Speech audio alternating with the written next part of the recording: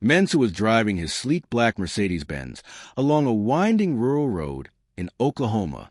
The sun was beginning to dip low on the horizon, painting the sky in hues of gold and orange. He had just wrapped up a successful business deal in Tulsa and was heading to a private airstrip to catch his flight back to New York City. The aroma of freshly brewed coffee from his travel mug filled the car as soft jazz played in the background. As he cruised to the countryside, Mensa noticed the red and blue flashing lights in his rear-view mirror. The sudden appearance of the patrol car caused his heart to sink, but not because he had done anything wrong. It was a familiar feeling of apprehension, the gnawing unease that accompanied every interaction with law enforcement.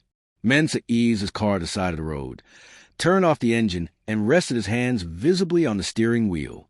The officer, a tall, imposing man with a crew cut, approached with a deliberate gait. His hand rested on the holster of his sidearm. The nameplate on his chest read, Officer Bradley. "Good evening, officer," Mensa greeted, his voice calm and measured. "Is there a problem?" Bradley's eyes scanned the interior of the car, his gaze lingering on Mensa's tailored suit and the briefcase on the passenger seat. He leaned closer, the edge of his hat casting a shadow over his stern face. "License and registration," Bradley demanded, his tone devoid of warmth. Mensa complied without hesitation, handing over the documents. Bradley scrutinized him for a moment before asking, "What are you doing out here?" "I'm returning from a business meeting," Mensa replied evenly. "Is there an issue?" Bradley's lips tightened. "This isn't the kind of place folks like you usually pass through. Where are you really headed?" Mensa's jaw tightened, but he forced himself to remain composed. "I'm heading to an airstrip nearby. Is there a reason you pulled me over?" Bradley's eyes narrowed. "We've had some reports of suspicious activity in the area. You fit the description." Mensa's eyebrows rose slightly. "And what description would that be, officer?" Bradley's silence spoke volumes. Mensa inhaled deeply, steadying his resolve. He had worked too hard, faced too many obstacles, to let a moment like this undermine his dignity. "If you'd like to search my vehicle, you're welcome to," Mensa offered. "But I assure you, I'm exactly who my documents say I am." Bradley hesitated, clearly thrown off by Mensa's calm demeanor and confident response. After a tense moment, he waved his flashlight over the car's interior, his expression a mix of suspicion and begrudging acknowledgement. He handed back the documents. "You can go," Bradley muttered. "Just keep out of trouble."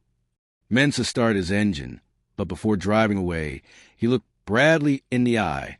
"You know, officer, the roads are open to everyone, regardless of their skin color. I belong wherever I choose to be." Bradley said nothing, his face hard as stone, but the faintest flicker of something, perhaps doubt, perhaps shame, crossed his eyes. As Mensa drove off, he couldn't help but reflect on the encounter. He had faced racism many times before, but each instance served as a reminder of how much further society still had to go. Yet he was undeterred.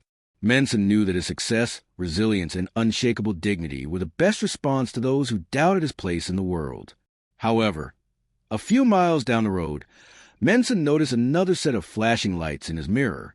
Confused, he pulled over again. This time, it wasn't just one patrol car. There were two, and the officers approached his vehicle with a heightened sense of urgency. "Step out of the car with your hands where we can see them," barked an officer who appeared younger but equally stern as Bradley. Mensa complied, maintaining his composure. "May I ask what's going on?" The officer ignored the question and moved to cuff Mensa. "You're under arrest for suspected involvement in illegal activity," he said curtly. Mensa's heart sank as he was led to the back of a patrol car. Despite his protests and requests for clarification, the officers remained tight-lipped. His Mercedes-Benz was searched thoroughly while he sat in custody.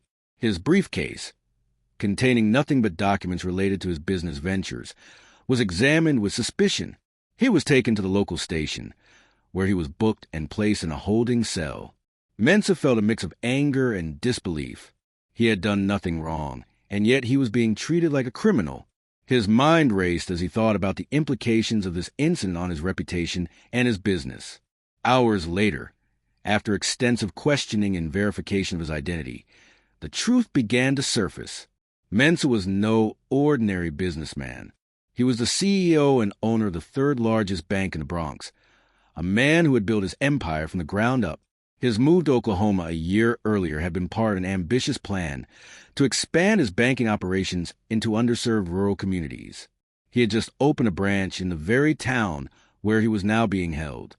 When the local police chief learned of the situation, he immediately intervened. Chief Sullivan, an older man with a no-nonsense demeanor, personally went to speak with Mensa. "Mr. Mensa," Sullivan said, his voice tinged with regret, "it seems there's been a grave mistake. You're free to go. On behalf of the department, I sincerely apologize for this misunderstanding." Mensa's expression remained calm, but his words were pointed.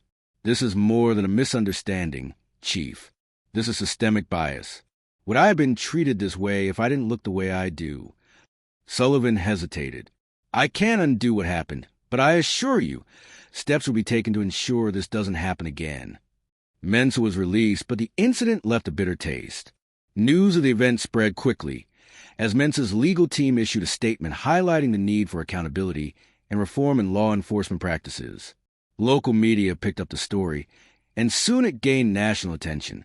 Mensa's resilience and poise became a rallying point for discussions about racial profiling and the need for change.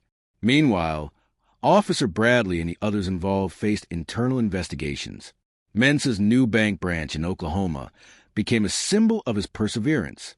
Despite the rocky start, the community, including some who had initially harbored their own biases, began to see Mensa not as an outsider, but as a leader dedicated to bringing positive change. For Mensa, the ordeal reaffirmed his commitment to his principles. He continued to fight for justice, not just for himself, but for others who faced similar challenges. And as he stood at the grand opening of his new branch, surrounded by supporters, he spoke with conviction.